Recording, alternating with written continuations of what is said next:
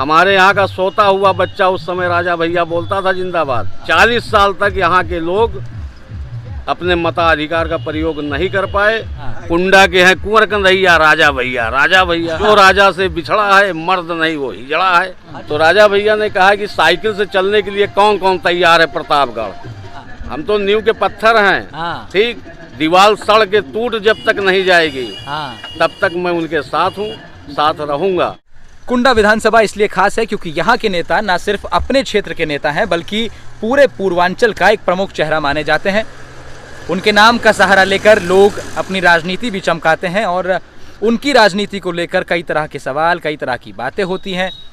मैं इस वक्त जिस शख्स के साथ हूँ वो हैं जब राजा भैया ने अपनी राजनीति शुरू करने की सोची, अभी करी नहीं है, अभी सोच रहे हैं कि क्या की जाए, क्या चुनाव लड़ा जाए।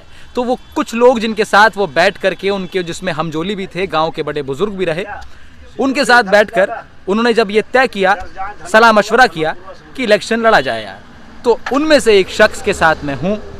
आपका नाम हुआ सर, आपका नाम क्या हुआ? मेरा नाम अजीत तिवारी है। अजीत तिवारी जी। अजीत तिवारी जी गोतनी गांव के रहने वाले हैं। प्रतापगढ़ विधानसभा का, प्रतापगढ़ का आखिरी गांव है और आप राजा भैया के साथ तब से हैं जब राजा भैया के मन में पहली बार चुनाव लड़ने का ख्याल आया जी। आपकी मुलाकात मैं इनसे कराऊंगा, ये पूरा बताएंगे कि वो दौर कैसा था, उस दौर में क्या क्या हुआ, कहाँ कहाँ मुलाकातें हुई, कहाँ कहाँ बैठकें हुई, क्या क्या तय हुआ और राजा भैया, आज के राजा भैया और तब के राजा भैया में कितना अंतर है। ये सफ़र कहाँ से शुरू हुआ, कहाँ तक पहुँच गया, ये तो जनता जानती है सर, है ना, लेकिन शुरू कहाँ से हुआ ये आपको भाई साहब बताएंगे। 1993 में जब राजा भैया चुनाव लड़ने के लिए विचार करे तो हम जैसे साथियों को खोजना शुरू किए।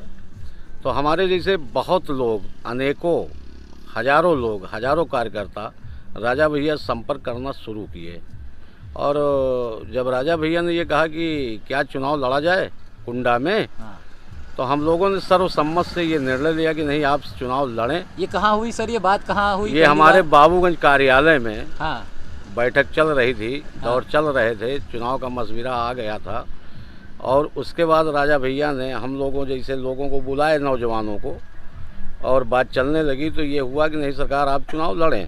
अच्छा, फिर क्या हुआ? बैठक हुई, ये तय हुआ, उन्होंने ये अपना बात रखी कि भाई लड़ा जाए, तो आप लोगों ने कहा कि सर्वसम्मत से हम लोगों ने समर्थन किया। हाँ, ठीक। हाँ, चुनाव में एक बिगुल बजा। हाँ, जैसे ये बज रहा है बिगुल पीछे अभी। ये तो मतलब ठीक है, ये तो बज रहा लेकिन वो बिगुल जब बजा तो यहाँ का नौजवान तो छोड़िए, यहाँ के बूढ़े बुजुर्ग, हमारे माता पिता, हमारे आजी बाबा, हमारे जितने भी नौजवान साथी, ठीक, हमारे यहाँ का सोता हुआ बच्चा उस समय राजा भैया बोलता था जिंदाबाद।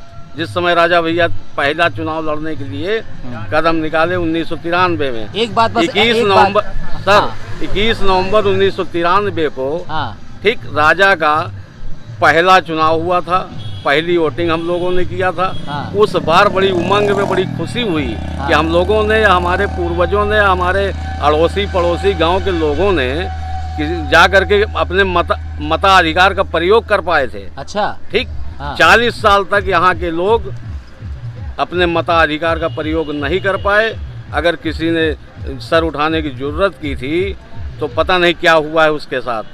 शुरुआत के बारे में क्या, राजा भैया जिधर से निकलते थे, कुंडा के हैं कुंवर कन्हैया राजा भैया, राजा भैया। ये नारा उस समय लगा। हाँ, जो राजा से बिछड़ा है मर्द नहीं वो हिजड़ा है। अच्छा जी, ये नारा लगते थे उस समय। क्या क्या दो नारे हुए? कुंडा के हैं कुंवर कन्हैया राजा भैया, राजा भैया। अच्छा, जो राजा से बिछड़ा है मर्द नहीं वो हिजड़ा है। अच्छा जी, ठीक, ठीक है। राजा राजा है। हाँ, राजा एक युवराज है हमारे यहाँ के। हाँ, राजा एक क्षत्रिय कुल में जन्म लिए हैं। हाँ। राजा एक बहुत बड़ी रियासत के राजकुमार हैं। हाँ। अच्छा, तो जब पहला चुनाव में जब राजा भैया उतरे जी, आप सबकी टीम के साथ जी, तो क्या माहौल था उस समय? ये जो आपने नारा बताया, जब आप लोग निकलते थे जी, थोड़ा सा और दिलचस्प जरा। बहुत अच्छा माहौल था, बहुत अच्छा माहौल। ये लगता था जब तक चुनाव हुआ, चुनाव पीरियड चल रहा था, तो हमारे इस कुंडा की धरती पे तब मोटरसाइकिल नहीं थी इतनी। हाँ। ठीक, तांगा तम और इक्का चलते थे। हाँ। लोग साइकिल से चलते थे। हाँ। ठीक,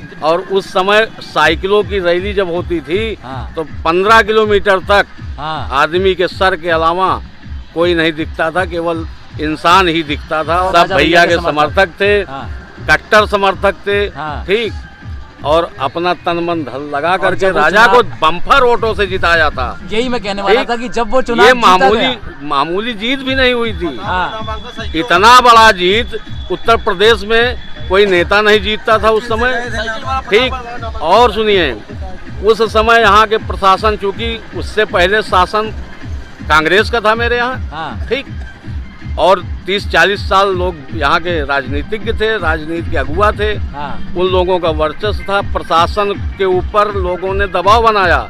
हाँ। कि राजा भैया चुनाव न लड़ने पाए। हाँ। राजा भैया की गाड़ियाँ रोकी जाएं, राजा भैया के लिए टिकट भरने न जाने पाए, जाएं भी तो अकेले जाएं।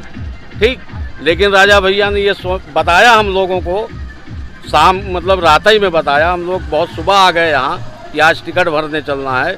तो राजा भैया ने कहा कि साइकिल से चलने के लिए कौन कौन तैयार है प्रतापगढ़। तो एक तरफ से लोगों ने हाथ उठा के समर्थन किया। हाँ। कि प्रशासन चाहे जितनी अपनी ताकत लगा ले। हाँ। लेकिन राजा भैया का टिकट भरने हम लोग साइकिल से जाएंगे। जगह जगह बैरियर को उखाड़ते, तोड़ते, फोड़ते। आप भी थे उसमें? बिल्कुल थे, क्यों नहीं थे। मैं तो वहाँ से हूँ। हाँ। हम तो नींव के पत्थर हैं। हाँ। ठीक, दीवार सड़ के टूट जब तक नहीं जाएगी, हाँ। तब तक मैं उनके साथ हूँ, साथ रहूँगा।